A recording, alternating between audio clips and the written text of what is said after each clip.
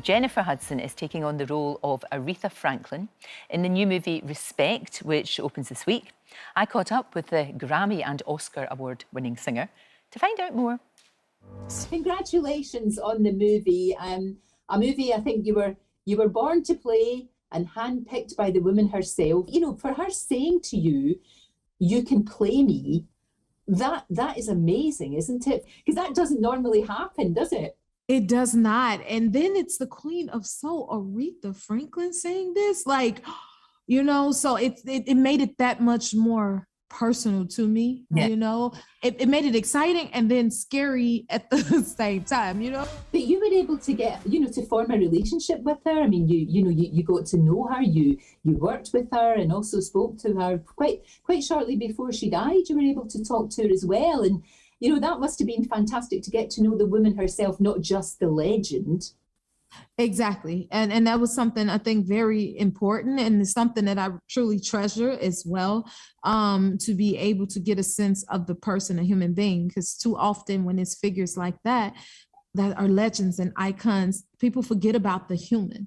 So to be able to get to know the individual and the person, and then to form a relationship with somebody I've admired, you know, for so long. What I really thought was fantastic about the film was it gives her place in history. I mean, we all know this legendary figure, but I'm not sure that so many people knew what an amazing figure she was in the civil rights movement, for example. Right. And seeing people see outside of the artistry, but that same platform being used for things that she personally truly cared about and was affected by. And then to see the people that was around her, like in Aretha's family, everyone she was associated with was an icon and a legend in their own right. And it had a huge impact, you know, on the world. You know, it does dwell on very difficult parts of her life. I mean, she was only a baby herself when she had a child. And there is that one image in the movie that's incredibly powerful because we know what happened. Right. You know, when in telling a biopic, that's the story of the life. And to me, it gives everything that much more substance when you can understand the struggle, the life, the triumphs, the story, you know, behind it all. The movie got it so right that the sense of time, like the decor of the places she was living, the costumes, obviously, Jennifer, I mean, as soon as you put those costumes on, it must feel like you're really getting into the character. Oh, yes, especially when it's a period piece.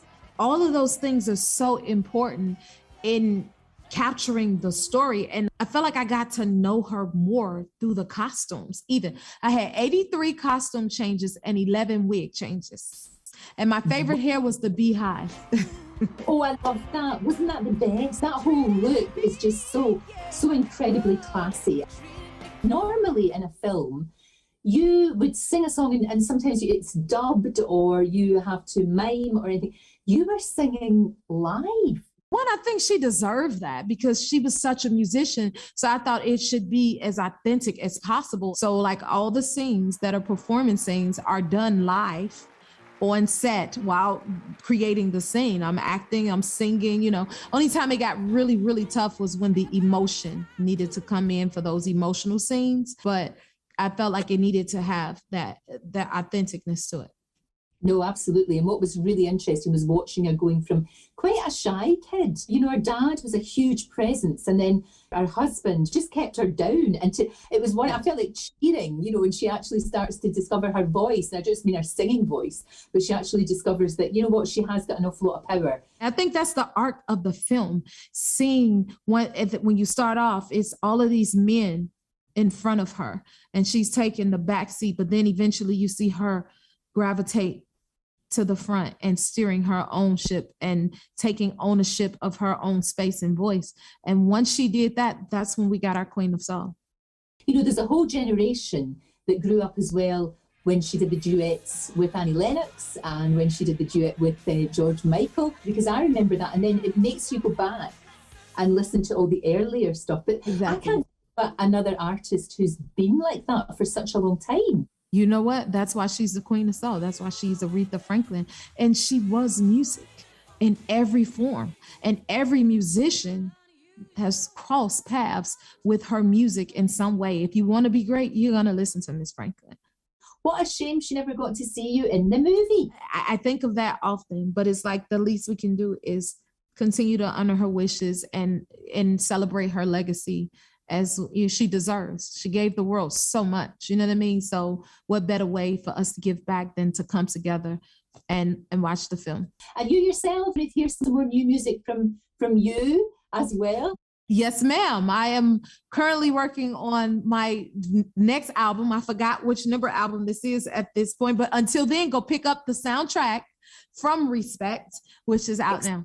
Such a joy to talk to you. And congratulations. Put a wee space on your mantelpiece for the Oscar. Thank you so much.